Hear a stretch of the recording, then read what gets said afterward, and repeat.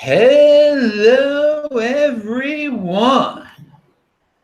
This is Adam Meister, the Bitcoin Meister, the Disrupt Meister. Welcome to the This Week in Bitcoin show. Today is November the 2nd, 2018. Strong hand, long-term thinking, deferral of gratification. Bitcoin is the next Bitcoin. One Bitcoin equals one Bitcoin. Unconfiscatable. Okay, it's that time of the week again, and we've got guests from all over the world. I'm in Santiago, Chile, but that doesn't matter. Giacomo Zuko is in Italy.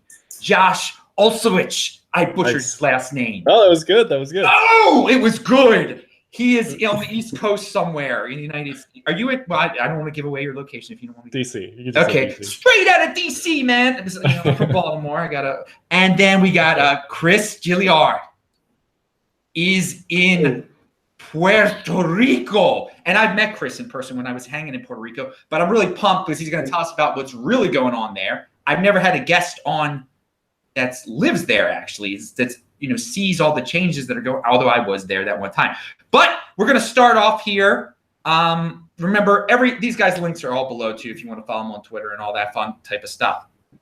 So we're gonna start off with the news that people were talking about in terms of on Halloween. It was the 10-year anniversary of the white paper, and Satoshi published it on that day 10 years ago. And some people were celebrating, some people were elevating him to a tremendous godlike level, God forbid. And then there were some that were saying, well, why are we, this is the day the paper was published. It didn't actually start, Bitcoin didn't start until January the 3rd of 2009. So we're really not at the 10-year anniversary yet. For me, I like actions. They speak louder than words. And I don't like to put dudes on pedestals. Obviously Satoshi did a great thing, but the worship out there, it's unbelievable sometimes.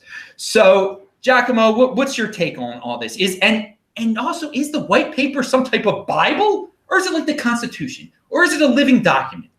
Take it over, Giacomo. How you doing? So my take is that we should have excuses to celebrate every time that we want. And if you want to celebrate big cash on August the 1st, go along and have some whiskey or some beer or something. So I'm all for celebration for every possible excuses. But in this particular case, it's very fascinating that people is fighting about which kind of birthday or 10 years celebration we should actually have, because that means a lot of decentralization into narrative and memes as well. We can celebrate the pizza day, we can celebrate the Genesis block, or the first mined block, or the first transaction from Satoshi to Alfini, or the white paper publication, or the first code publication. We have a lot of celebration dates, and we should use them all actually. The Satoshi white paper shouldn't be considered as a Bible. It should be considered as a super interesting historical document, as much as Nick Szabo blog posts about Big Gold, and as much as Adam Beck posts and publications about Hashcash, or David Chaum publication about eCash.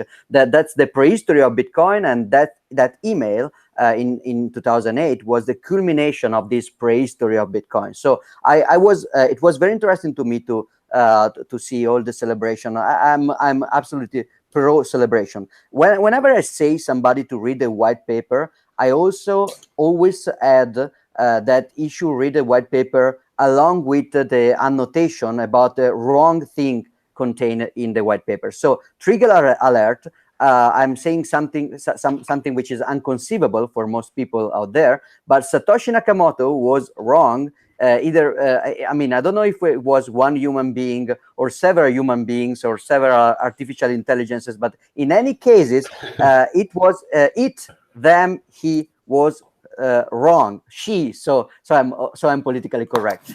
Every kind of pronoun you want to use, it was wrong on some things. For example, he continues to, when you read the white paper, you see the mention of CPU power, which didn't actually stand for more than few months, because then people started to optimize to GPU and then FPGA and then ASICs, and basically any single algorithm you can think of can be printed into an ASICs, that by definition of deterministic algorithm. And so there is no such thing as ASIC resistance.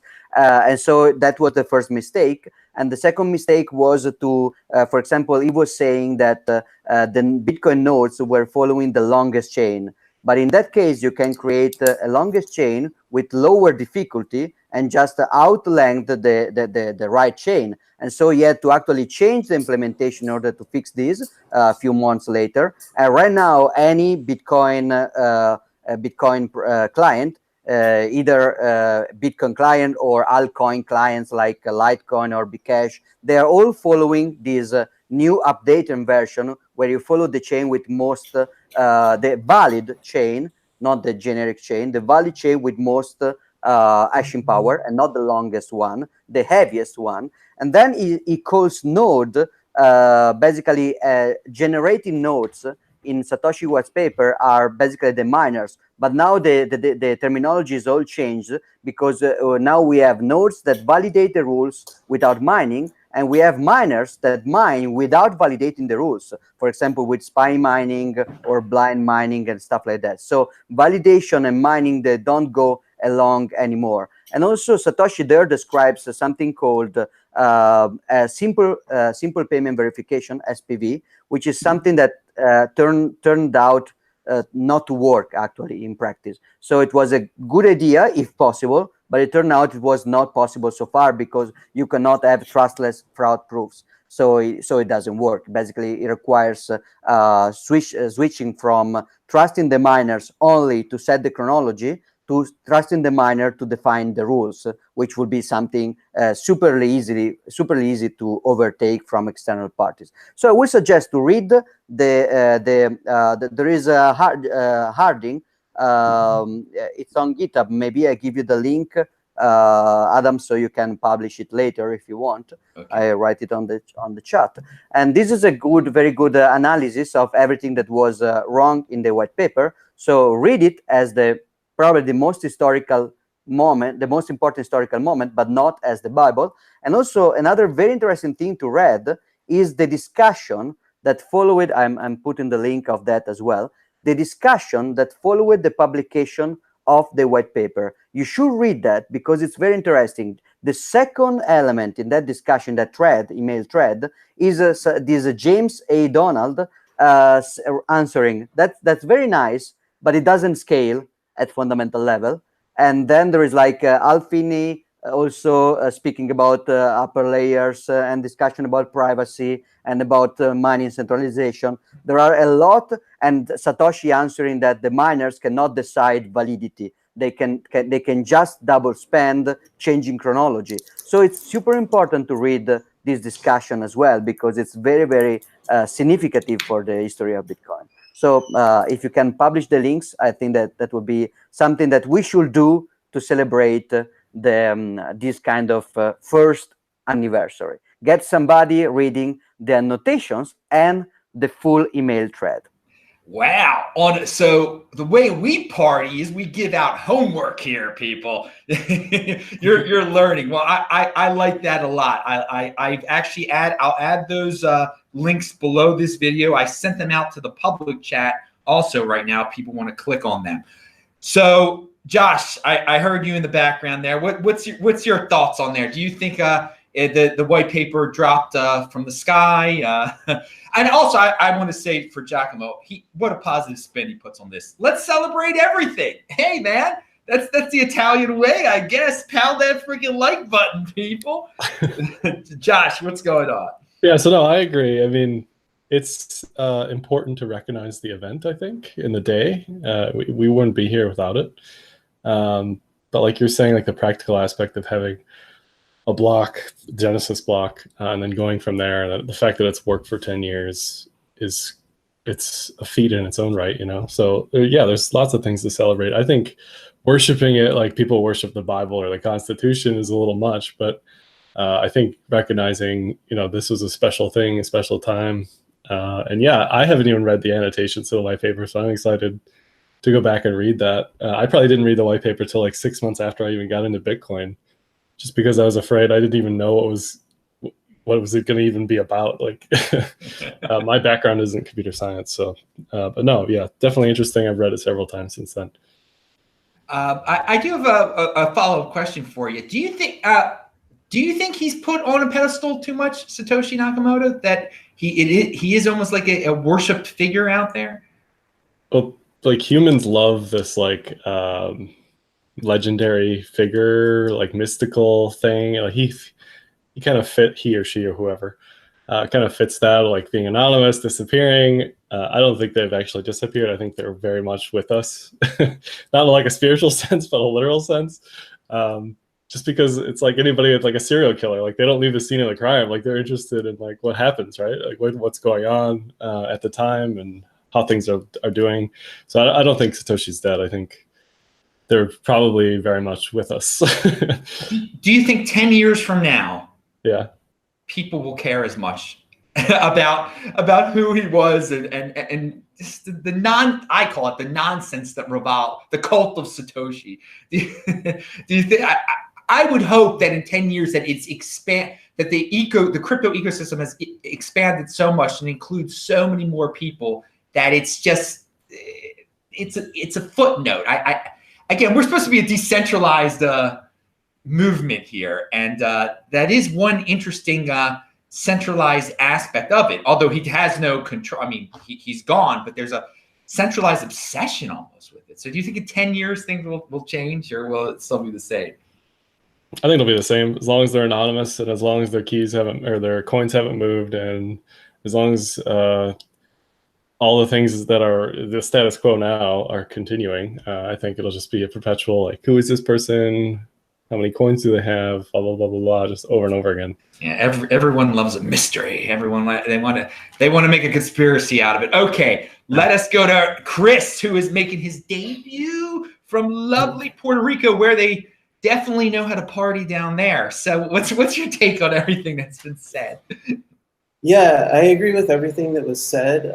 The thing that I would emphasize, though, is I think the 10th anniversary, to me, it's big because it's just a signification that it's 10 years and it hasn't broken yet. You know, all these Bitcoin obituaries and stuff, you know. And one of the things I try to push back on a lot is that this idea that we need all these new features, we need to add a bunch of stuff. I mean, Bitcoin just works. Even if it doesn't change from today, it works. And the 10-year anniversary is a big thing about that.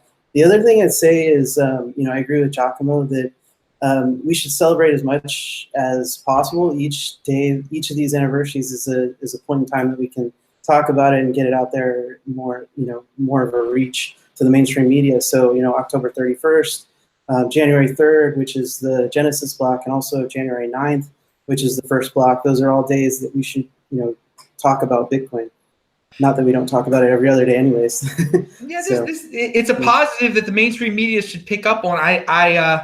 You know, they're not into positives when it comes to Bitcoin. Speaking of that, actually, you know, New York Times just came out with an article, Bitcoin's first felon faces more legal trouble. And they're talking about Charlie Shrem. So, I mean, we can talk about that, but my point in bringing that up is that still, you know, what instead of talking about, you know, it's been 10 years since the white paper, they talk about the Bitcoin's first felon. That's the time. I mean, they got to do their clickbait and everything, I guess. So, any thoughts on that? On with the mainstream media's take on it? Still, after 10 years, they're talking about the first felon in a major article. It's kind of inevitable. I mean, you know, like we talked about earlier and talked about for a long time, the first people to get into a new technology are always people that are criminals, right? Like cars, shoes, it's always been that way. So, you know, I think, you know, it's going to take, I mean, maybe someday if we have mainstream adoption and it's been around for, you know, decades and stuff, that some of that stuff will go away. But while it's being adopted, that's just, you know, par for the course, I guess. Yeah. Josh, do you have any thoughts on this story, or did you read the story at all? Or yeah, so if it bleeds, it leads, and if it's related to crime or money, especially a large amount of either, I mean, that's going to be in the popular media's attention for sure.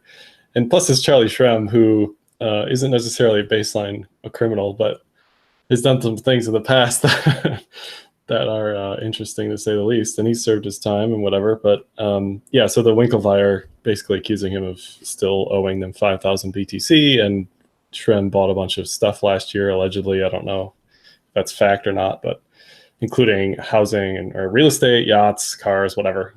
So he just was on their radars again because he may or may not owe them money. Well, talking about it, it bleeds, it leads in criminality. There actually was a real tweet out there by the dude, Giacomo, you know about this, the Zcash guy was talking about criminals not wanting to use his Zcash. So explain to us what's going on there in that little Zcash drama that popped up this week. Yeah, Zuko Wilcox, the guy that I really like because he has the nickname which is similar to my surname, so I can use the. So like 3 years ago, a friend of mine was in UK, and somebody was saying what a good cryptographer Zuko is, and so he came home respecting me so much because it was thinking that they were talking about me. So I will always love Zuko Wilcox, but I think that in general it doesn't. I mean, it's more like the marketing, advertising tool right now. Is not really the creator of the system. Is more like a guy paid a lot to advertise this altcoin. And I really don't like Zcash for a series of reasons, and especially this talk, this answer we are talking about now is very interesting. So this tweet was telling about the answer that Zuko answered to a question from the audience during his presentation. So this guy in the audience asked a very reasonable question. So if you created this wonderful anonymous cryptocurrency, which is so better than Bitcoin because it's more private and more anonymous, how comes that nobody is actually using it in the dark markets and in black markets online? So these markets are always using Bitcoins, and in some cases, some fringe cases, they're using Monero. If you really look at the transactions of any,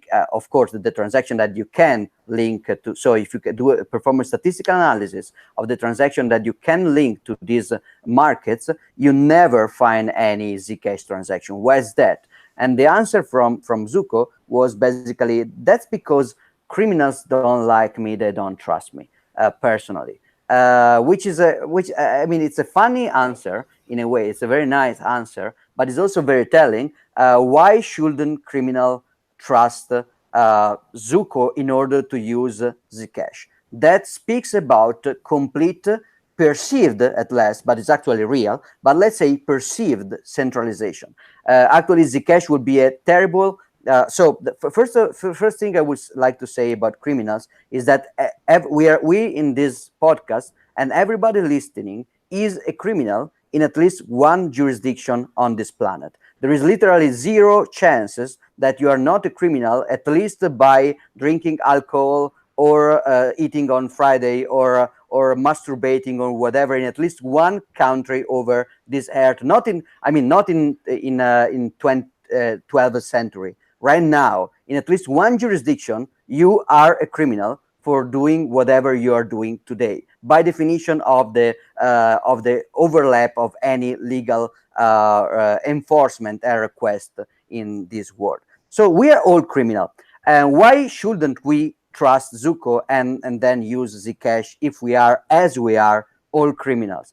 That's basically because Zcash doesn't offer any relevant anonymity or privacy, because basically you have the option to use these Z transactions, which are using Zcash snarks in order to obfuscate the relevant informations, and T transactions that are normal Bitcoin-like transactions.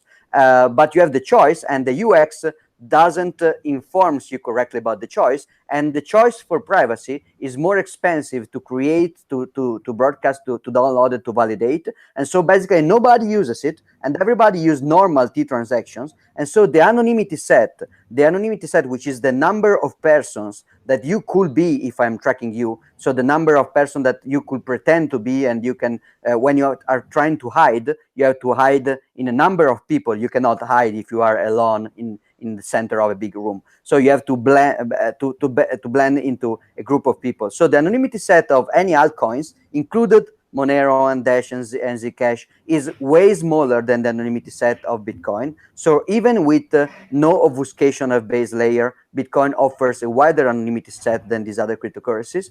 But especially with Zcash, people is using a smaller anonymity set for normal Bitcoin-like transaction, and the transaction remained in the other part. The Z transaction are so few that if you're using those, you are obfuscating, but you're using an even smaller anonymity set, so it's trivial to anonymize you. And indeed, it's not difficult to imagine that that it was going to be something like this. I mean, eCash creators and Liberty Reserve creators, they were arrested because they were allowing people to transact with basically an independent digital currency with strong privacy and anonymity features, and with independence from the Federal Reserve. They were arrested, and the company closed. And Satoshi Nakamoto created not another company, but a decentralized system using a pseudo-anonymity identity, and then he disappeared, not because he was just bored enough to do all this, but because this was necessary in order for the system not to be shut down. So let's ask yourself, why should the US, which are cracking down over WhatsApp cryptography and which are forcing Apple to insert backdoors into things, why should they allow a super private cryptocurrency to be launched and managed by a US-based for-profit company with a trademark in the US, the Zcash company, which is also making money directly in the code by the with the fee, the developer fee? So if that's not, I mean, if that doesn't scream honeypot, I don't know what does. So yeah, I think that criminals, so we are more than right in not trusting my good friend and very nice person, Zuko. Well, so again, one has to remember also that on the Winklevoss exchange, tying this to the Winklevi, we're going to tie it all together here, I guess. Gemini, you can get Zcash, correct? Josh, is that? I believe that's. Yeah, so, that's correct. So again, it shows you just how private it might or might not be. Right, it's optional. Optional privacy isn't privacy. Privacy by default is privacy, which is why if you have a choice between Zcash and Monero, you're using Monero all day, every day. It's a no-brainer. Like there's that's why people aren't using Zcash, because it's not private. It's just like it's marketed as a privacy coin, but it has really very little to do with privacy. And you know what? He is. It is cool that his last name, his first name sounds like your last name, and gives you Giacomo, and gives you that attention. That is a positive for you, I guess. But he's cool. He's a figurehead, definitely. I think maybe you were looking for that word beforehand. And people, we're talking about putting people on pedestals. He's the genius they put on the pedestal over there. Now, before we move to the next, he's a very charismatic guy. I don't want to, and he's also a very nice guy in person. So I'm joking about him all the time because I don't like Zcash, but he's very nice and very intelligent. Only in this case, I think that him just as much as Edward Snowden have been used as a marketing tool more than as scientists. Like are ZK snarks cool? Do they work? Blah blah blah. Yeah, all that's great. It's like groundbreaking technology, but it's not privacy. Like it's not like fundamental base down. It's not privacy all the time. And the other thing about XMR, it's so good that other countries, including the Secret Service in the United States, is asking exchanges to delist it. So what we're seeing is XMR traded volume on BISC, which is a completely decentralized peer-to-peer, no KYC, no AML, it's basically become the XMR exchange because it's where everybody goes to just stay anonymous the whole time, which is definitely a centralized point where there's a point of failure at this point for XMR transactions. But if you buy XMR in an exchange, then you de-anonymize yourself. But if you transact peer-to-peer, you don't. So that's the draw for BISC anyway. Well, this Monero situation is something to keep an eye on long term, because for sure, as we get into the future in terms of financialization and custodial services, these big companies like Fidelity that are going to have crypto portfolios for the people who can't control their own private keys, they are not going to include Monero, most likely. I mean, they're going to include Bitcoin. They're going to include Ethereum and Litecoin. So it will be very obvious at that point, if that happens, if they totally exclude Monero from the fund, I think it will say something about the privacy aspects of Monero, that it won't be able to be argued anymore. Like, they're not touching this for a reason, because it really is anonymous. Now, again, I'm not a technical guru or anything like this, so I don't know how super duper anonymous it is, but I'm taking the word of the experts that it's and the criminals that it's better that, again, if a criminal screws up, he gets murdered. I mean, that's if it's not if he says this is anonymous and it's not anonymous, then someone's gonna wreck him, man. It's not gonna be fun for that dude. So they, on the dark market or whatever it's called out there, they're apparently, because I don't touch that stuff, that's what they use is the Monero. My long-term hope is that there's some second layer solution on top of Bitcoin that is just as good. And well, if we project that further with Bitcoin, you could argue that one day, if something like Mimblewimble or some other privacy option is added to Bitcoin, it definitely won't be available on Coinbase, and it may or may not end up forking Bitcoin and ineffectively delisting Bitcoin on a lot of places. If it goes that far. What Caitlin Long brought up on my show is that if it does get to that point, these corporations, like Fidelity, they'll just fork off their own Bitcoin. They'll be a Fidelity Bitcoin, basically. They'll be another. So that's a very interesting development there. I mean, as a holder of Bitcoin, I'm like, sure, let these corporations make their own version of Bitcoin that is, cool to them, that it doesn't involve crime or whatever. Try to decriminalize it. Sure, I'll get your free Fidelity coin, and it'll end up just like all the other forks have ended up. I mean, that's what's out there now. Yes, Chris. So actually, one thing that's kind of related to this is the Liquid sidechain that Blockstream came out. It has confidential transactions in it, and they just released it. So you were talking about doing it on layer 2, and actually that's possible today. I don't know if people are actually using that yet, and that has some of the big institutions supporting it. So, maybe they're open to it, but I don't know if maybe Liquid's only going to be like them trading back and forth to each other, or if it's actually going to be open to regular people. Not sure, but it is available. I can answer to this.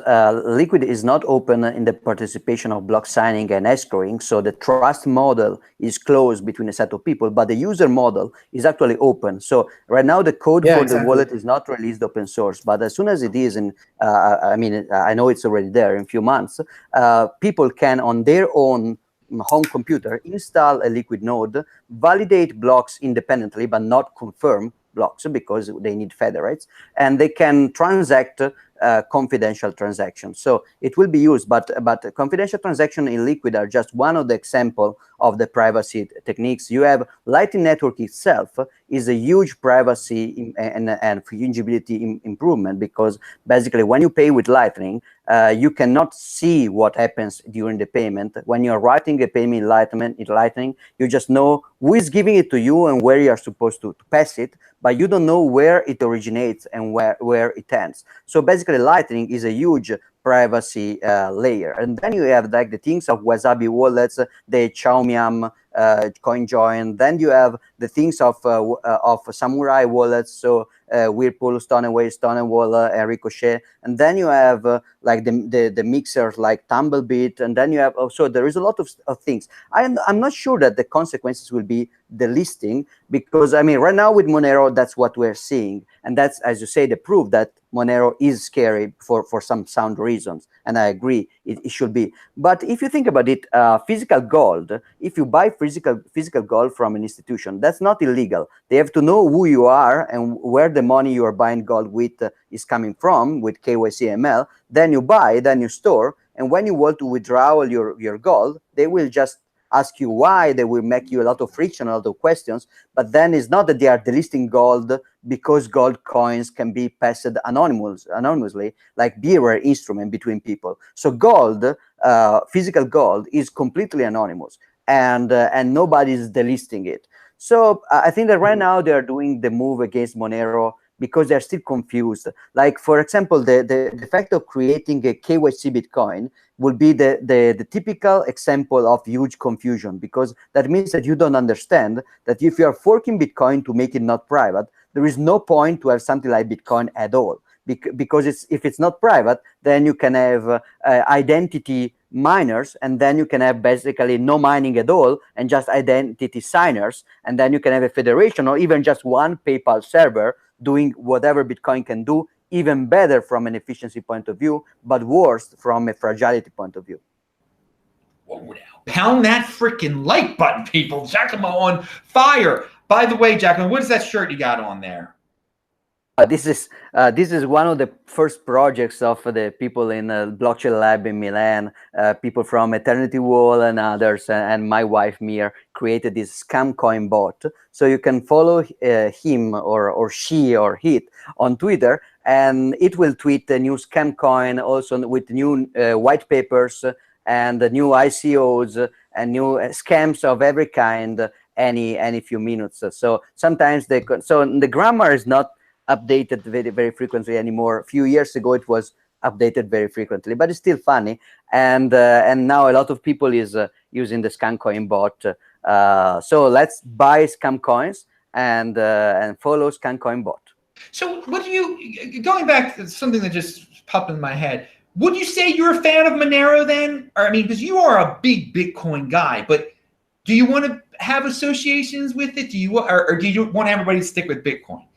I don't own any Monero. I don't think I will ever. Okay, nobody owns Monero, and everybody lost the private keys. But I don't own Bitcoin as well. Okay, but seriously, even if I was not concerned about my personal security, I will not own any Monero, because I think that in the long run, altcoins, even interesting altcoins, do not make any sense. In particular, Monero is very interesting because it's an experiment of trade-offs different than Bitcoins that is interesting scientifically as an experiment. It's an experiment conducted in a very responsible way. So the main maintainer, Fluffy Pony, doesn't promise impossible technological science fiction things like many other altcoin pumpers. It doesn't try to get people buying Monero. Actually, with the prank in New York 2 years ago, it got a lot of people stop buying Monero because it's trying to make it unreliable as an investment, because it is long-term unreliable as an investment. So I like the attitude toward Bitcoin. They are not lying about Bitcoin and about altcoins. They are doing something scientifically interesting, because using ring signatures or confidential transaction with bulletproof is something that can advance science for Bitcoin as well.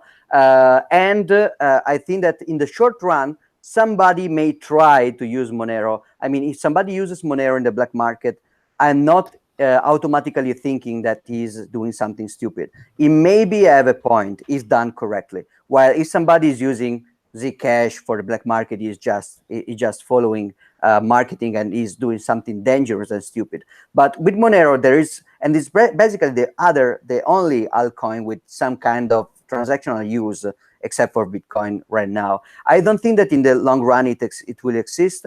And I don't think that, or maybe as a collectible, but it will not exist as a functioning money. And I don't think that it was the best way to launch this experiment with a new coin created, because if everybody did that, we would have infinite inflation if the market accepted it. So I think that the best way would be side chains or proof of burn or fork coin, so airdrop, or just as a fourth option, a new mined altcoin, and as the last option, the ICO or the developer funding. So they choose the fourth best, so the second worst possible way to do that, creating a new mined coin, which for me is something unsustainable. And but except for that, I mean, I like following the development of Monero. I'm interested. If something happens in Monero, I read it. If something happens in Ethereum or Dentcoin, I don't read it except for ridiculing it. I like how you compare Ethereum to Dentcoin there. Speaking of Ethereum, Josh, you actually did you published an article recently with analyzing the Ethereum chart. Now, we can talk about charts and all that stuff. I'm not a big fan of the charts, but actually, a lot of guys are out there. So you follow, Josh does all sorts of analysis of charts. He's a technical, but dude, you believe in the real world too, Josh. So I think your charts show that Ethereum's not doing too well. But what do you think about real world Ethereum? Is there a use? What do you see for the future of Ethereum? What do you see for the future of Monero, Josh? I like Monero. It does what it says it does better than anything else. So it's got a use case right there. Ethereum's got a lot of competitors. Whether or not you agree that they're on the same par or the same intellectual level is another story. But the biggest thing with Ethereum right now that I'm looking at is the inflation. Annual inflation is still 7+% until after January, when Constantinople goes in at the earliest. So that's going to continually have mining supply pressure on price. The trend, based on trend analysis of technical indicators, like, it doesn't look too good. Bitcoin certainly looks better than Ethereum in that respect, just based on trend. Well, Ethereum does have that centralized figurehead, though, that can, come up with some positive.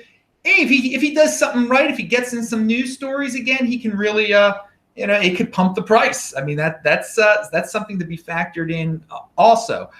Speaking of centralized figureheads and pumping the price, Chris, you know about, you've heard, like I've heard this morning, and seen that Bcash's price has pumped by 7%, and there's some rumors out there. What's going on, Chris, with the fork rumors of Bcash and the like? So yeah, I mean, I saw a couple tweets. I think the same ones most of us saw here, and there's conflicting information. I think the main one that most people saw, though, was that Roger Ver was supporting N-Chain's side of the fork, and apparently that made the price go up.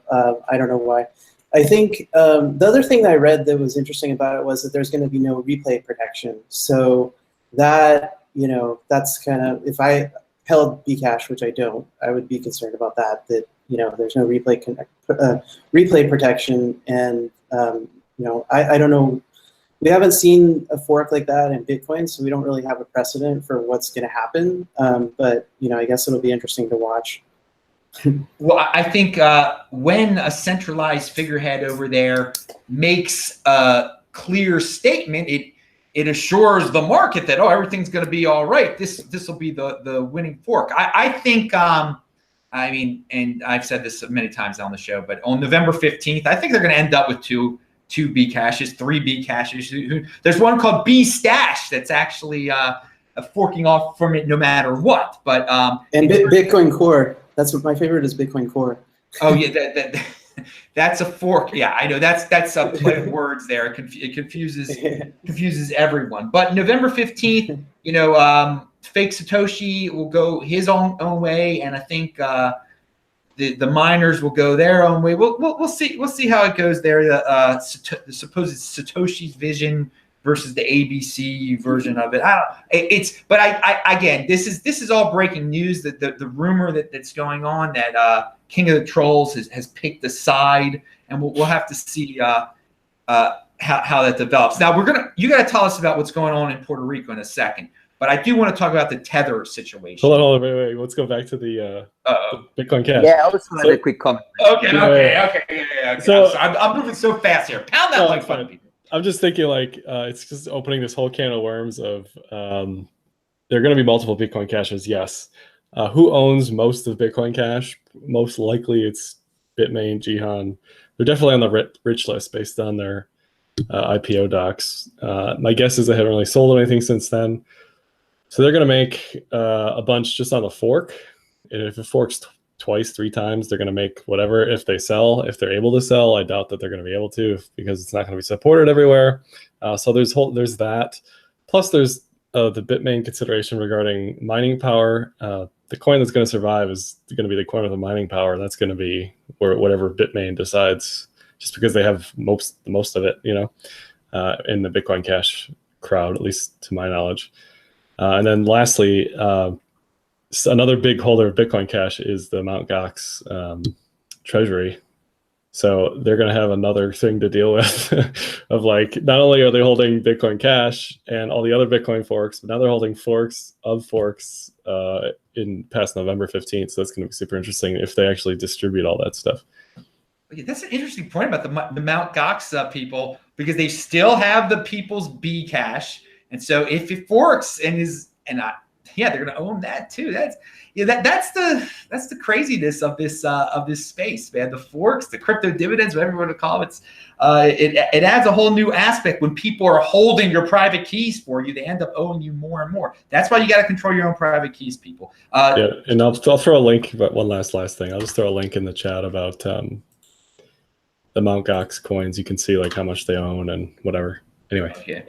Yeah, I also was about to comment that one of the reasons that people could be actually buying Bcash in the light of the new declaration. Yeah, one thing is that a central figure taking a stance may be somehow reassuring, but also the other thing is that there is this theory about crypto dividends. So if there is a fork coming, I should buy the coin, so I will have 2 and I will sell 1 and I will profit. Actually, I think this is a misconception, because the fallacy in this reasoning is that it's counterfactual. You don't know how much the same coin will grow up in value without. So we know empirically that Bitcoin after half of August was more as Bitcoin plus Bcash airdrop than just Bitcoin before, but we don't know how much Bitcoin would have worth. So usually when you have the same demand splitting over a more wide supply, and especially when you break network effects. So when you have a network and you break the network, the 2 networks have less value individually than summed up their value is way less than the value of the whole network, because you have the breaking of the network effect. So a fork, let's call it that way, but mostly an airdrop of a new altcoin, with people buying the new altcoin or selling the new altcoin, which is airdropped to owner of the original coin. This kind of thing, if it works, it should break the network effect and diminishing the value of the coin. Even if you see it rising, you don't see how much it would have risen if that was not happened.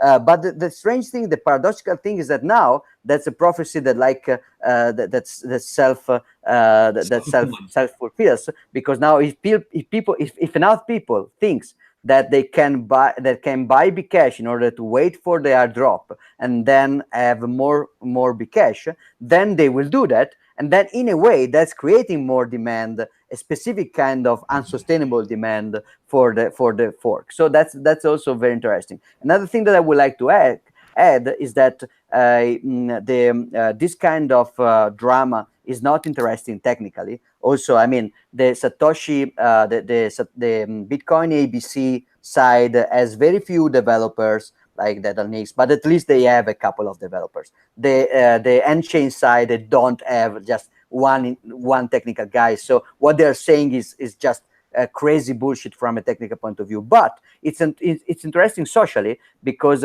somebody like Fake Toshi, Craig Wright, they have to create continuous political drama in order to survive. If you remember about that, when first Fake Toshi came to present himself as Satoshi, he created a lot of attention because of that. Then he couldn't sign, of course. Then he said, "I'm sorry, I will disappear forever. I will not appear anywhere on the internet or on TV, and I will just disappear." Then when he came back a few months later, he didn't came back just discussing like, yeah, there is Bitcoin. It was coming back, taking a side into a debate and a fight, because if you do that, you can have at least one part of the debate which will forgive anything stupid or fraudulent you did in the past, because yeah, you could be a bad person, but you are our bad person, so we will forgive you for anything. And so Craig Wright radicalized anti-Bitcoin positions after the signature drama, only after. And right now he's radicalizing this internal debate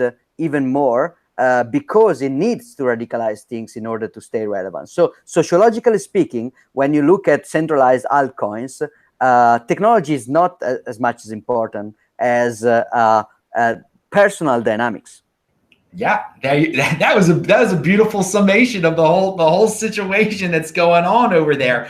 Now, I will say this in the chat. Sam Wong says the sum of the parts is not going to be bigger than the parts in a bear market, and I that's why this is going to be interesting to see how it turns out, because I think it will be. I think if it splits into two, that it will be more valuable than it was previously. And I know it's irrational, but that's just the way it works there. And people are starting to buy it now because they think they're going to get 2 B cashes. And we'll never know how much it would have been worth if there was just 1 B cash. As we'll never know that. So people are going on, what they've seen before. So we are in a bear market. We're definitely in an altcoin bear market. It will be interesting to see if it does split into 2 clearly different B cashes because of their drama. If the sum of the parts will be more than what it was beforehand. I think it will. I think it will. And maybe that could spur a bull market in altcoins again. I don't know. Chris, what do you think of that? You there, Chris? What happened? Chris? Image is frozen. So yeah, like he may have dropped. Oh, okay. I wanted to hear about Puerto Rico too. Yeah, no, he's got to come back. We got to hear about it. But Josh, okay, what are you actually agreed with Sam, Josh? I saw in the chat. Oh, about some of the parts. Yeah. So it probably, they're not going to be worth more, certainly, at least now. But over time, who knows? But there's lots of like game theory stuff. Like, where's the hash rate going to go? Is it going to be enough to support the network? Is it going to be enough to support any of the networks? What are the exchanges going to do? Are they going to start listing all these random forks for no reason?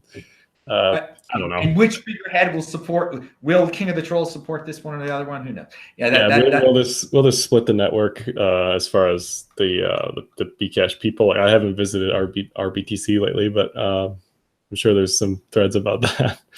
Well, let's move on to another altcoin, because it's nothing but an altcoin, and I don't know why people care about these darn stable. Well, no, Josh, you know why they care about the stable coins, because everybody's a trader. The Tether FUD has gone away. You had a few things to say about that. Yeah, so really at the end of the day, it was Bitfinex's and Tether's fault for not being forward with all this information and saying, like, we're having trouble with banking at the moment. There are delays in wires, blah, blah, blah. If they would have been out front and all that, then people would have listened to that instead of the other people who are constantly fudding anything related to Tether all the time, always. So the market responded by dumping Tether. And it's important to realize this is not the peg. This is the market rate for Tether. The market rate for Tether dropped below $1 and is still recovering. And the premium for Bitcoin on Bitfinex and all the other stuff on Bitfinex jumped up as people were exiting Bitfinex because they couldn't get wires out. They couldn't get Tether redeemed at the time because of the banking issues. So now we just had a Tether come out of the thing saying that they're with Deltec Bank. They're in the Bahamas. This letter saying that they have 1.8 billion that's signed pretty funny looking signature by the Deltec person. And now today we have an article out of Bloomberg saying like Deltec isn't responding to our comments about whether or not they're the tether bank. And it's just like it will never end. But the point is, as a trader, you need sometimes to go in and out of stable coins for volatility reasons, for volatility risk. It's quicker to send tether between exchanges sometimes, or any other stable coin. So there are reasons to have them around.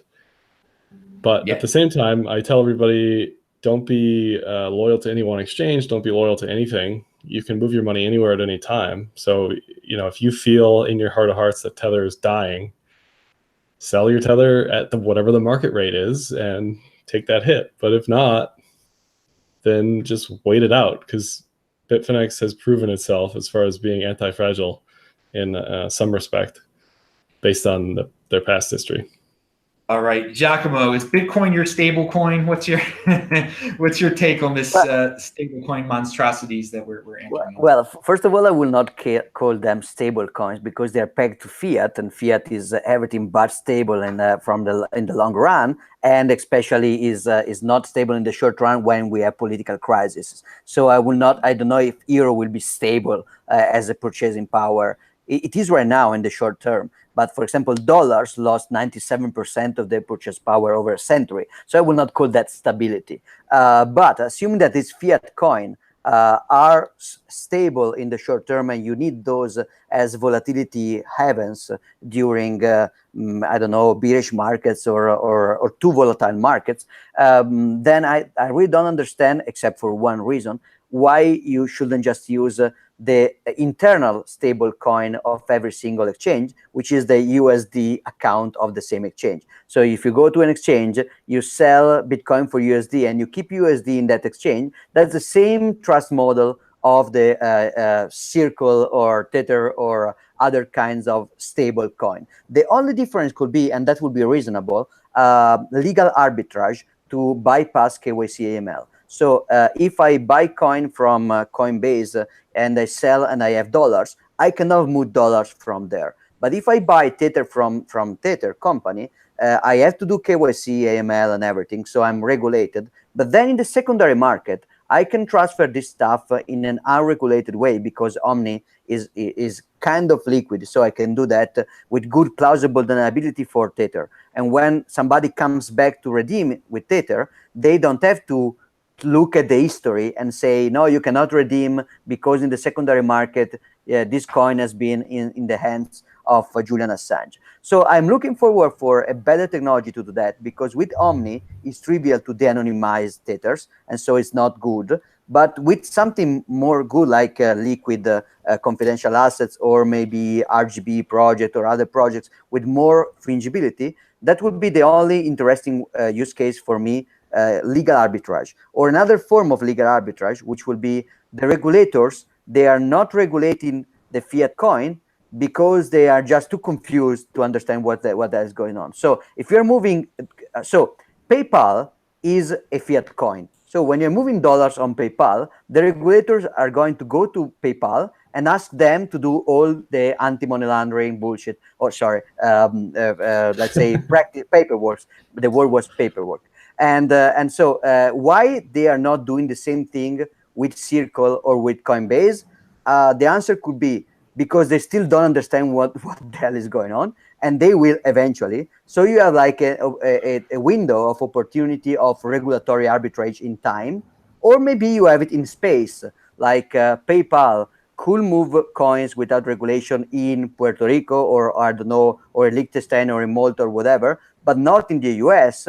But it's easier to move coins in the secondary market in the US and the primary market only in this particular heavens. So that would be geographical regulatory arbitrage, which is interesting. So that's the only reason to use fiat coins. Okay. Well, one thing I'll add quickly to that is many of these exchanges don't have USD listed on the exchange. So the workaround is USDT.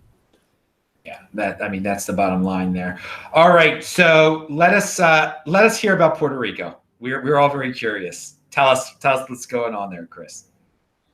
Okay, so yeah, I moved to Puerto Rico earlier this year, and the reason I moved here is because of there was a law that was passed in, I think it was 2012, called Act 22, and basically it allows U.S. citizens to move there, and you can not pay capital gains. So it really makes sense for a lot of Bitcoiners potentially to move here because you could.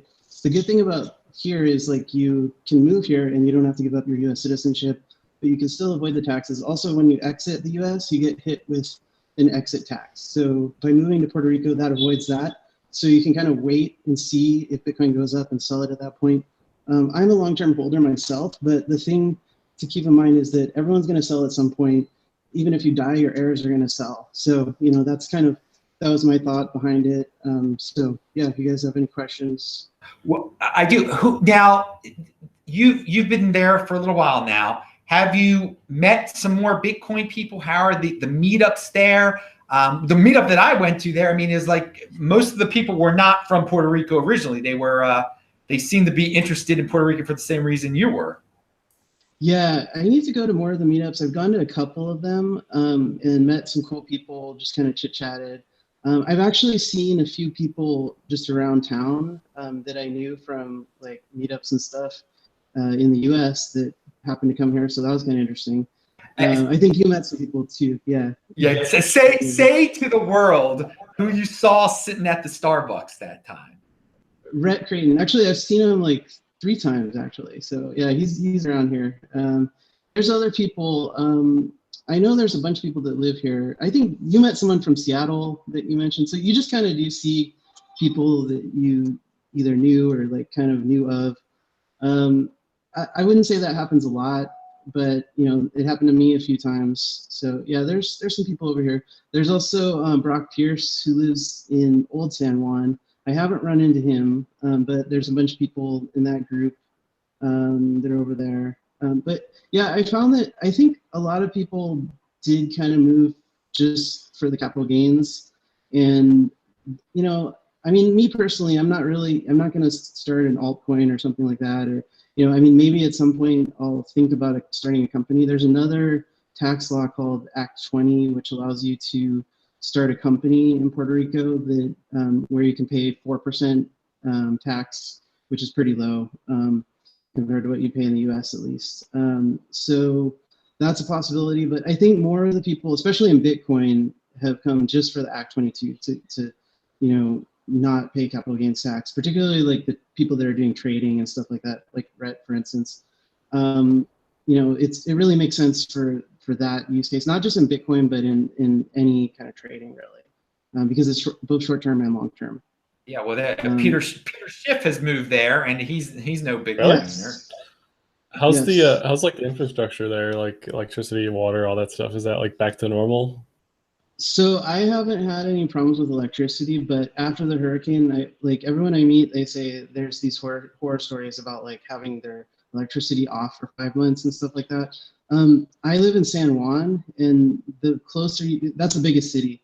So if you live in like the biggest city areas, the impact will definitely be less than if you live way out in the country. Then, you live way out in the country, you better have like your own solar panels and battery backups and generators and stuff.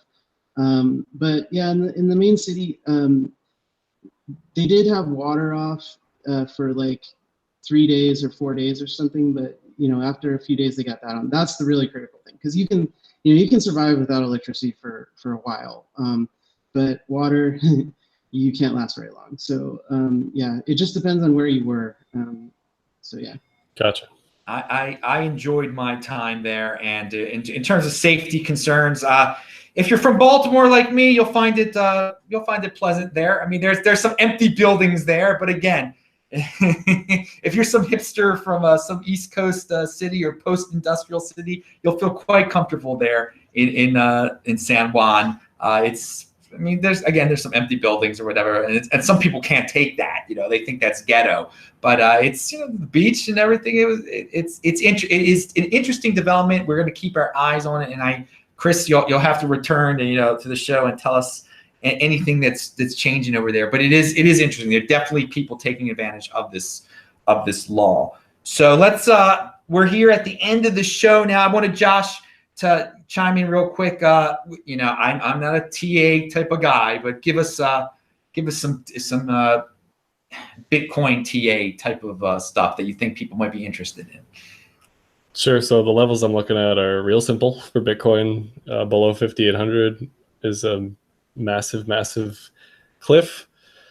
That's going to head us towards 2-3K eventually, if that happens. The other cliff up I'm looking at is 6,800 to 7,100 based on the 200 in the cloud, for anybody who knows what that is. But so we're just a really tight range. Volatility is low. Everybody is feeling the low volatility and the sideways, just as we did if you were here for like April 2016. It's very similar to that. You mentioned the 5,800. That's the Hoffman line, the $100 billion valuation of when Bitcoin is around that price. It's $100 billion. Do you think that means anything, or is that coincidental there? I haven't heard of that, so that may mean something, may not mean something. We talk about like psychological levels a lot in trading, and that could be a psychological level for people who are looking at that sort of stuff, which is perfectly reasonable. I remember all the headlines when we broke 100 billion. That was huge. Yeah, definitely. I don't know. That's a good question, though. Yeah. That's hey, man. That's something. As I you know, the technical. I like the real world stuff, man. But hey, that's what you do. The charts, the magical charts. You're looking at them. Again, people remember 1 Bitcoin equals 1 Bitcoin. Don't get fudded out by charts and stuff. But Josh is rocking it, and he again, he's linked to below and everything. So let's get everybody's conclusionary remarks. We'll do Chris, then Josh, and then we'll end it with Giacomo, because he's always got lots of fun stuff to say. So Chris, anything that we left out, anything you want to bring up? No, I mean, I think we covered a lot of stuff. Thanks for having me on. You know, I've been a fan of your show for a long time, so it's really cool to get a chance to actually participate. It's nice. So thanks for all you do. Oh yeah, and man. Pound the like button. Follow him, dudes. He's awesome. And hey, it's a guy that I've met in person. He's on the show. That's, it's real life and on the internet. I know you, so that's awesome. Josh, your final thoughts? Anything that was left off? I don't think so. There's a little bit about Vitalik saying he's going to step away from the limelight a little bit, not necessarily like programming or being a part of the community, but he just wants to be less of a central figurehead, which I think is a good thing, even though people are going to give him crap for it either way. Yeah. I don't really have anything else. I mean, just sit tight if you're a trader. And that's it. But when you're already in this central figurehead type of position, you cannot do anything. If you talk more, they're going to blame you, or if you talk less, they're going to blame you. So you're stuck. And that was the same thing that happened with Charlie Lee. If he sells now, they're going to blame him. If he sells in the future, that's the big difference. With Bitcoin, the founder is, and we're tying this. It's come full circle now. The show, we start talking about Satoshi, we'll end talking about Satoshi, I guess. And that there's no drama with him because he doesn't exist anymore, basically. So, Giacomo. Tell us what we left off here, man. Anything you want to talk about, what you're doing in Italy, anything you can promote. Actually, I moved all my business to Switzerland, Italian part of Switzerland, so still pretty close to Italy. Now I'm in Italy with my family because I'm sick and I'm with my daughter, with my parents. But so I'm in Italy right now. But I'm living and working in Switzerland. Italy itself is it's an off-topic, but very interesting argument that could play some role in the next global financial collapse. So looking forward to see if and when and how it happens. But it could be interesting for Bitcoin as well as consequences. So, but there's not a specific reason to talk about that right now. I think we covered pretty much everything about Vitalik. There was also the interesting song on stage during DevCon in which the singer made all the people sing a song with a lot of rules and commandments. And one of the commandments was don't ICO. And that was very rich from a community that started with a super big ICO and that then proliferated basically only as an ICO platform, with the leader on stage posing as pampers of all the main ICOs before the DAO. Basically, Vitalik Face was promoting actively a lot of ICO receiving tokens in exchange. And so the ICO enabling any other ICO is now singing song about Dawn ICO, which is very, very funny in a pyramid kind of way. Like, we are the top, so we can, but you are the base, so you cannot anymore. Sorry, we already did it for you. So be happy and sing and dance. That was very rich. Yeah, very much so. Keep it positive. Hey, you bring up Switzerland. So Switzerland's more crypto friendly than Italy, you're trying to say? Then Italy, yes, definitely. It's everything friendly more than Italy. Italy is a mess for any kind of business, especially innovative business, especially financial business. Italy is good for vacation, but it's bad for business. But Switzerland it was appearing as a crypto paradise a few months ago, but now they actually started to understand what that means from the point of view of ICOs, consumer protection laws, and anti-money laundering and all that stuff. So they're restricting more what you can do and what you can't do. So Switzerland is now, it's interesting, like all my clients are in Switzerland. There are banks actually enabling their customers to buy Bitcoin directly from the bank. So the banks are becoming exchanges in a way, just in a very hidden, shadowy, local way without a lot of visibility. But if you think about that, that makes sense, because what is a Bitcoin exchange? A centralized, trust-based, fiduciary, regulated Bitcoin exchange like Coinbase. It's a bank. So why not leave the same job to your pre-existent insured and super regulated bank, since the work of a centralized exchange so far is just the work of a bank? So I would prefer a Swiss bank over Coinbase. At least Swiss banks have some tradition of attention to financial privacy and some money, historically at least, not recently, while Coinbase doesn't have that kind of tradition. So if I really have to choose, I will go with the Swiss banks over Coinbase. Interesting. Well, I'm glad you're going to be on the ground now in Switzerland. That's good.